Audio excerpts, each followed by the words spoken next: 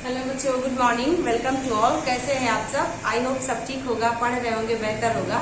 चलिएगा, आज की क्लास में रस की श्रृंखला को ही हम लोग कंटिन्यू करेंगे।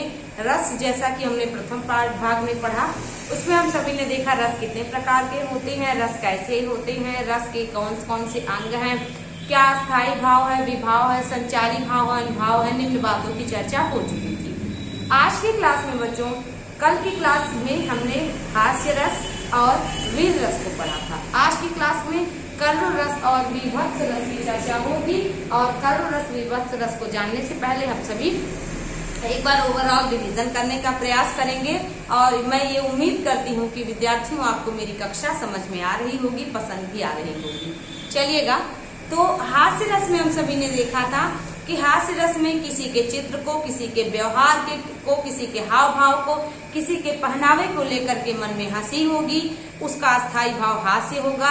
और पंक्तियों को पढ़ करके इन सभी की चर्चा होगी। तो पंक्तियों में जो है जो भी भाव निकलेगा वो स्थायी भाव हास्य होगा। इस प्रकार से हास्य रस होगा। वीर रस में हमने देखा था वीर रस के 4 प्रकार। हमने देखा था युद्धवीर, दानवीर, धर्मवीर, है ना, तो और दयावीर, 4 हमने देखा था। तो युद्धवीर, दानवीर, धर्मवीर और दयावीर में हम सभी ने अध्ययन किया था। युद्धवीर में युद्ध में वीरता का वर्णन, दयावीर में दया के किसी के दया को बढ़ा चढ़ा कर कहेगा व्यक्ति, और उसमें दयावीर। दान कोई बहुत ज्यादा करेगा, जैसे हमने बताया था भगवान श्री कृष्ण, हर्षवर्धन, कर्ण, इन सभी का नाम दान के लिए मशहूर है, तो दानवीर। और धर्म में कोई अच्छा कार्य करे, जैसे धर्मवीर युधिष्ठिर जी को कहा जाता है, 5 पांडवों के बड़े भाई युधिष्ठिर को धर्मवीर कहा जाता है। तो धर्म की चर्चा, धर्म में महानता कोई हासिल करे, तो वीर रस का स्थायी भाव उत्साह होता है। इस प्रकार से हास्य रस और वीर रस के उदाहरण सहित हम सभी ने अध्ययन कर लिया था। आज करुण रस की चर्चा होगी। तो सबसे पहले करुण मीन्स होता क्या है? तो करुण को करुणा से अगर आपको रिलेट करें तो करुण मीन्स करुणा, और करुणा का जो भाव होता है उसको हम सभी क्या कहते हैं? उसको हम सभी करुण कहते हैं, दया कहते हैं, करुणा, दया। तो यहाँ पर क्या हो जाएगा? यहाँ पर इसका स्थायी भाव शोक होगा। और यहाँ पर क्या होगा? या तो किसी की मृत्यु होगी, या तो किसी से उसके अधिकार छीने जाएंगे, या तो दाह संस्कार की बात होगी, या पर यहाँ पर देखिए किसी के साथ अन्याय होगा। तो यहाँ पर शोक रूपी अस्थायी भाव का जन्म होगा। तो पंक्तियों में करुण रस होगा। ठीक है, तो चलिएगा शाब्दिक परिभाषा देखते हैं। किसी प्रिय व्यक्ति, वस्तु आदि के अनिष्ट की आशंका अथवा इनके विनाश से उत्पन्न दुख की संवेगात्मक स्थिति। आपने देखा है कि संवेग होते हैं, मनोवेग होते हैं, संचारी भाव होते हैं।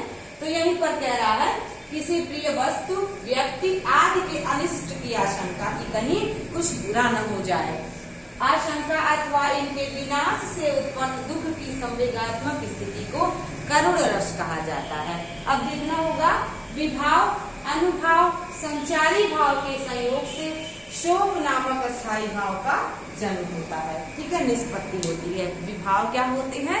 जिन परिस्थितियों के कारण जो परिस्थितियां बने वो विभाव होते हैं। परिस्थितियों के बाद जो चेष्टाएं या जो व्यवहार, जो क्रियाकलाप होते हैं उसको अनुभाव कहते हैं। और जो अस्थायी भाव को जगाने वाले तत्व होते हैं उन्हें संचारी भाव कहा जाता है। आई होप आपको विभाव, अनुभाव, संचारी भाव आपको ध्यान होगा।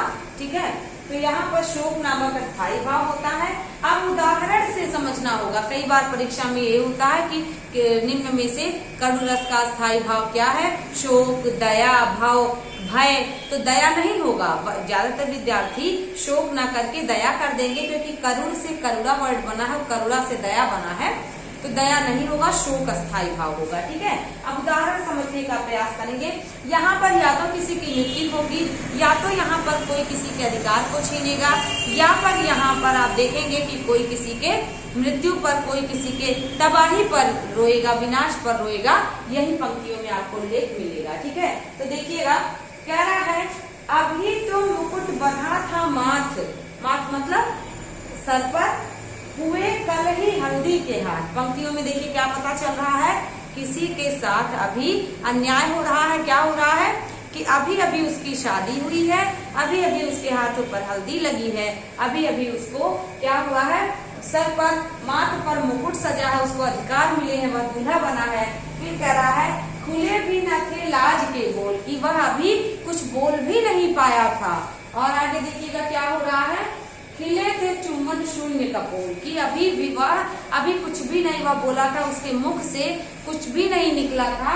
यहाँ पर कह रहा है हाय रुक गया यहाँ संसार, तब तक उसकी मृत्यु हो गई, उसका संसार रुक गया। बिना सिंदूर अनल अंगार, आप देखिएगा कि यहाँ पर अभी उसको सिंदूर भी नहीं लगा। यहाँ पर बिना सिंदूर अनल अंगार की सिंदूर भी वह नहीं लगा पाया, या किसी महिला की बात हो रही होगी तो वह अभी सिंदूर भी नहीं लगा पाई। तो यहाँ पर वह उसके लिए अंगार यानी भयानक दुख में बदल गया, करुणा में बदल गया, शोक में बदल गया। वाक हत लतिका यह सुकुमार, कह रहा है कितना निरीह, कितना असहाय और कितना दुर्भाग्यशाली है यह सुकुमार, पड़ी है छिन्नाधार, कि यहाँ पर देखिए उसकी तबाही ऐसे पसरी हुई है कि अभी अभी उसकी शादी हुई थी, अभी अभी वह क्या किया था, कुछ बोला तक नहीं था, अभी अभी वह मुकुट पहना था, अभी अभी वह कह रहा है कि तब तक उसकी मृत्यु हो गई, उसका संसार रुक गया। और देखने का प्रयास करिएगा वह सिंदूर भी नहीं लगा पाया। और देखिएगा यह सुकुमार ऐसा पड़ा हुआ है और उसकी तबाही यहाँ पर बिखरी हुई है। तो पंक्तियों को देख करके, पंक्तियों को पढ़ करके आपके मन में भी यहाँ पर देखिए देख करके, सुन करके मन में कितना विक्षिप्ता अवस्था हो रही है, मन में कितनी बेचैनी हो रही है, कितनी करुणा हो रही है, शोक हो रहा है। यहाँ पर क्या है, करुण रस है, क्योंकि इसका अस्थायी भाव शोक निकल गया। ठीक है, अस्थायी भाव की बात करेंगे तो अस्थायी भाव जब शोक निकला, ठीक है, शोक, तो अब क्या हुआ, रस की बात करेंगे तो रस यहाँ पर करुण हुआ। आई होप आप भी समझ पा रहे होंगे। अन्य एग्जाम्पल से समझने का प्रयास करेंगे। देखिएगा कह रहा है जथा पंख बिनु खग अति दीना, मणि बिनु फन करिबर करहीना, अस मम जीवन बंधु तन तोड़ी, जो जड़ दैव जियावह मोरी। यहाँ पर कह रहा है कि अगर भगवान ने मुझे जिंदगी दे दी तो मेरी जिंदगी कैसी हो जाएगी, जथा पंख बिनु खग अति दीना, जैसे बिना पंख के खग यानी कि पक्षी दीनहीन बन के रहते हैं, बिना मणि के, मणि का यहाँ तात्पर्य है मणि,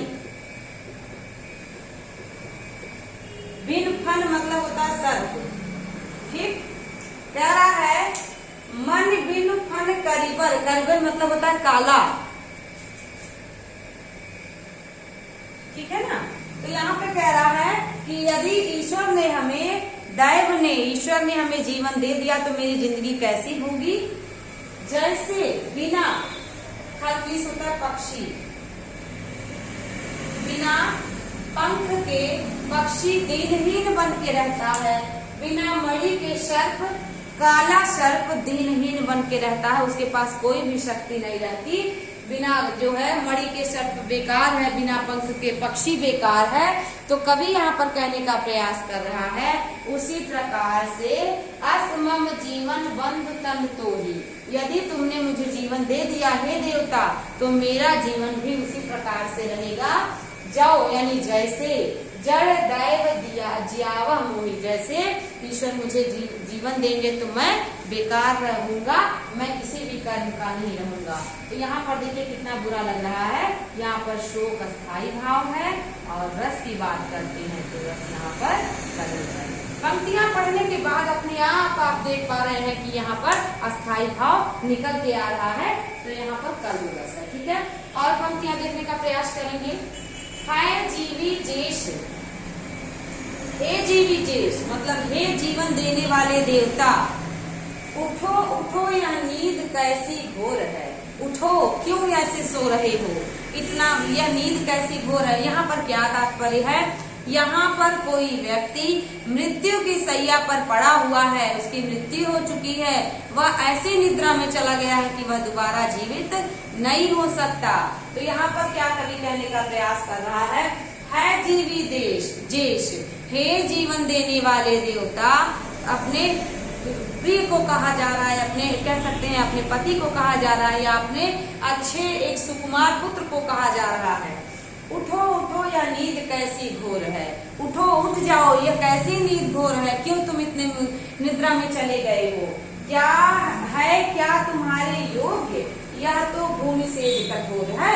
यहाँ पर देखिए कवि कहने का प्रयास कर रहे हैं कि जो यहाँ पर कह रही हैं कि उठो उठो या नींद कैसी घोर है, कि मतलब तुम्हें मरना नहीं चाहिए, तुम क्यों मृत्यु की सैया पर चले गए, तुम मृत्यु के नींद में क्यों चले गए हो, तुम्हारे लिए यह सेज कठोर है का मतलब है, सेज मतलब होता है बिस्तर, और बिस्तर किसको कहा जा रहा है, बिस्तर यहाँ पर पृथ्वी को कहा जा रहा है, ठीक है, मृत्यु की सैया को कहा जा रहा है। तो कह रहा है क्या यह है क्या तुम्हारे योग्य, यह तो भूमि सेज कठोर है, कि मतलब तुम इस मृत्यु की सैया पर, इस जमीन पर ऐसे अधीर निद्रा में लेटे हुए नहीं हो सकते। तो यहाँ पर भी देखिएगा कितना बुरा लग रहा है, पंक्तियां पढ़ करके कितना बुरा लग रहा है। तो आप भी ये जान पा रहे होंगे, तो यहाँ पर आप देख पा रहे होंगे कि यहाँ पर भी करुण रस का स्थायी, करुण रस आ रहा है और शोक स्थायी भाव, ठीक है ना। तो यहाँ पर आपने देखा है जिजीवेश उठो उठो यह नींद कैसी घोर है क्या तुम्हारे योग, यह तो भूमि से कठोर है। कितनी दर्दनाक पंक्तियां आपको देखने को मिलती हैं करुण रस में, कि एक बार पंक्तियों को पढ़ने के बाद यदि व्यक्ति विचार करे तो बहुत दुख होता है। अगला देखिएगा, अगला उदाहरण, चहुर दिस कान कान कहते रत, असुवर बहत पनारे। यहाँ पर देखिएगा कवि यहाँ पर कहने का प्रयास कर रहे हैं, चहुर दिश मतलब ये पंक्तियां बार बार परीक्षा में पूछी जाती है, तो आप इसको ध्यान दीजिएगा।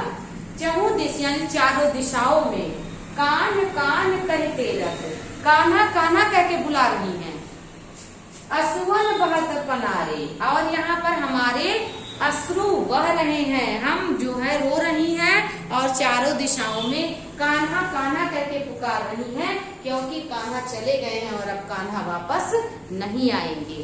तो यहाँ पर आप देखिएगा, यहाँ भी क्या है, करुण रस है, और अस्थाई भाव की बात करेंगे तो यहाँ पर शोक अस्थाई भाव है, ठीक है। आप भी समझ पा रहे होंगे कि कैसे पंक्तियों में से करुण रस और शोक स्थायी भाव को पता चल रहा है, ठीक है। तो आई होप यहाँ तक समझे होंगे। अब चलिएगा हम लोग और आगे बढ़ने का प्रयास करेंगे। विभत्स रस की बात करते हैं। तो विभत्स रस में, विभत्स मतलब होता है घृणा, ग्लानि, और आप कह सकते हैं जुगुप्सा, खिन्न हो जाना, मन दुखी हो जाना, द्रवित हो जाना, है ना, ये सब विभत्स रस में होता है। तो विभत्स रस में आपको क्या मिलेगा, आपको लाश मिलेगी, किसी की मृत्यु पर चील कौवा गिद्ध उसका शरीर नोच नोच के खाएंगे, कुछ ऐसी पंक्तियां मिलेंगी, कीड़े मकोड़े पड़े रहेंगे बॉडी में, आप ऐसे कह सकते हैं कि बहुत भयंकर एक्सीडेंट होगा और शरीर की दुर्गति हो जाएगी। ऐसी पंक्तियों में ऐसा भाव आपको विभत्स रस में देखने को मिलेगा कि मन एकदम घृणा हो जाए जीवन से, ये लगे कि जीवन में कुछ है ही नहीं। ऐसी पंक्तियां आपको विभत्स रस में देखने को मिलती हैं, और इसका अस्थायी भाव घृणा जुगुप्सा होता है, ठीक है, जुगुप्सा। तो यहाँ पर देखिएगा, घृणित वस्तुओं को देखकर अथवा उनके बारे में सुनकर उत्पन्न होने वाली घृणा या ग्लानि हो तो विभत्स रस होता है, ठीक है। आप देख पा रहे होंगे, घृणित वस्तुओं को देखकर अथवा उनके बारे में सुनकर घृणा या ग्लानि होगा। ग्लानि का मतलब आत्मग्लानि, आत्मसात की जीवन में कुछ है ही नहीं, ऐसे नहीं करना चाहिए, इस तरह की बातें मन में चलेंगी। तो यहाँ पर अस्थाई भाव इसका देखिएगा, इसका अस्थाई भाव जुगुप्सा यानी घृणा होता है, ठीक है। अब पंक्तियों को देखने का प्रयास करते हैं। यहाँ पर देखिएगा, सिर बैठो काग आग दो खात निकारत, आंख यहाँ पर है, ठीक है, कह रहा है सिर बैठो काग आंख दो कहात निकारत। यहाँ पर किसकी बात हो रही है, महाराजा हरिश्चंद्र जब शमशान घाट पर पहरा देते हैं और वो किसी भी मृत्यु होने पर, चिता को जलने पर जो मरघट की रखवाली करते हैं और उनको कर मिलता है, तो वो देखते हैं वहां पर कि किस प्रकार से लोग मर रहे हैं, घर परिवार वाले लेकर आते हैं और शरीर में अग्निदान करके चले जाते हैं। जो शरीर पूरा जलता है वो जलता है, जो नहीं जलता है वो चील कौवा सियार खाते हैं, तो यहाँ पर वही पंक्तियां देखने को मिल रही है। मतलब अब आपको सुनने में ही कितना बुरा लग रहा है, तो यहाँ पर पंक्तियां पढ़ने के बाद भी यही सब फीलिंग आएगी। तो यहाँ पे महाराजा हरिश्चंद्र के साथ भी यही हो रहा है। तो यहाँ पर देखिएगा, सिर बैठो का आंख दो खात निकाला। तब मन कैसा हो रहा है, घृणा आ रही है ना मन में ग्लानि हो रही है कि वाह जीवन में कुछ भी नहीं है, बस ऐसे ही जीवन मिथ्या चल रहा है। तो यहाँ पर वो यही देख रहे हैं कि कोई डेड बॉडी है, उसके सिर के पास कौवे बैठे हैं, दोनों आंखों को निकाल रहे हैं। खींचत जीभई सियार अति आनंद उद्धारत। कितना बुरा लग रहा है, सियार जिसको जयकाल कहते हैं इंग्लिश में, खींच रहे हैं मांस को, और क्या कर रहे हैं, जीभ से मांस को खींच रहे हैं और खा रहे हैं। फिर देखिएगा, गिद्ध जांग को खोद खोद के मांस उपारत। गिद्ध की बात हो रही है, जिसको वल्चर कहते हैं। यहाँ पर जांग को, व्यक्ति के जांग को खोद खोद करके उसमें से मांस निकाल रहा है। आप देख पा रहे होंगे कितना बुरा लग रहा है सुन के। स्वान अंगूरिन काट काट के खात बिदारत। स्वान मतलब होता है कुत्ता, ठीक है, ठीक है। यहाँ पर देखिएगा, स्वान अंगूरिन काट काट के खाद बिदारत की। स्वान यानी कि कुकुर जिसको कहते हैं संस्कृत में, हिंदी में कुत्ता कहते हैं, वो उंगलियों को चूस चूस करके और उससे भी मांस निकाल करके खा रहा है। तो यहाँ पर ऐसी पंक्तियां विभत्स रस में आपको देखने को मिलेंगी। यहाँ पर देखिए, मैंने समझाया, आपने समझा, लेकिन मन हम दोनों का द्रवित हो गया, मन हम दोनों का कह सकते हैं विभत्स रस से परिपूर्ण हो गया। मन में एक घृणा, एक ग्लानि सी आ रही है। तो ऐसे पंक्तियों को पढ़ने के बाद विभत्स रस की अनुभूति होती है। और देखिएगा, विभत्स रस के उदाहरण और यही सारे आपको पंक्तियों में इसी प्रकार की पंक्तियां मिलेंगी विभत्स रस में। आप देख पा रहे हैं विभत्स रस के अन्य उदाहरण में, लाशों के फाड़ उदर, उदर मतलब होता है पेट, ठीक है। यहाँ पर देखिएगा, उदर मीन्स होता है पेट, ठीक। कह रहा है, लाशों के फाड़ उदर को खाते खाते लड़ जाते। सोचिएगा, यहाँ पर क्या कह रहा है कि जानवर, गिद्ध, चील, कौवा, कुत्ता लाशों को फाड़ फाड़ कर खा रहे हैं और खाते खाते लड़ाई करने लग रहे हैं, लड़ जा रहे हैं। पंक्तियों को देख करके कितना बुरा फील हो रहा है। और देखिएगा, पोटी पर थूथन देकर, मतलब कि थूथुन को दे करके, इसको थूथुन कहते हैं, ठूड़ी कहते हैं, उसको दे करके नस चर चर कर नस चबाते। यहाँ पर देखिएगा, यहाँ पर जीव जंतुओं की बात हो रही कि कैसे डेड बॉडी को जीव जंतु अंत में खाते हैं। तो यहाँ पर इन पंक्तियों को देख करके विभत्स रस की अनुभूति होती है।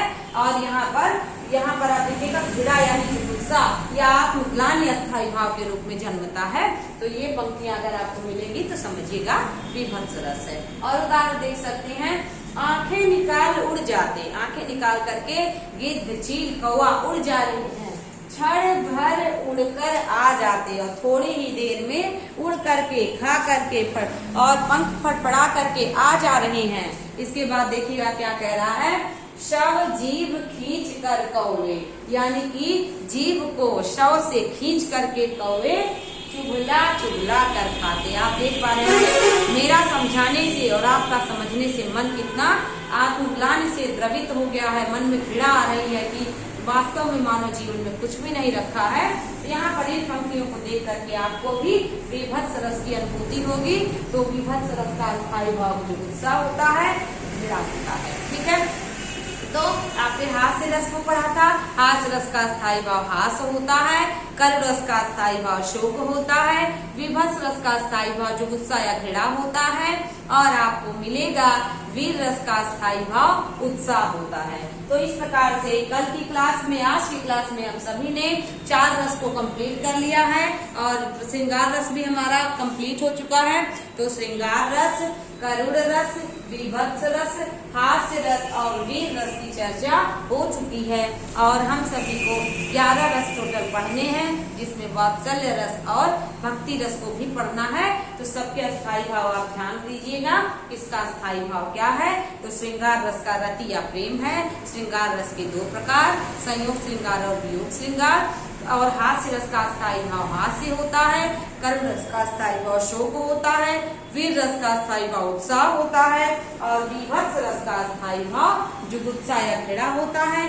आगे की कक्षा में हम सभी लोग और भी रस की चर्चा करेंगे, तो सबके स्थायी भाव को रखिएगा और उदाहरण को पढ़ पढ़ के समझ कर करके लिखने का समझने का प्रयास करिएगा, क्योंकि परीक्षा में डिफिनेशन तो आता है, अस्थायी भाव तो आता है और कई बार पंक्तियां भी दे देता है और पंक्तियों को पढ़ करके समझना होगा कि निम्न पंक्तियों में कौन सा रस है। तो बच्चों आज की क्लास के लिए बस इतना ही। कल हम लोग और भी रस को अच्छे से पढ़ने का प्रयास करेंगे अगली कक्षा में। तो तब तक के लिए धन्यवाद, आपको बहुत बहुत नोट करिएगा। Thank you so much.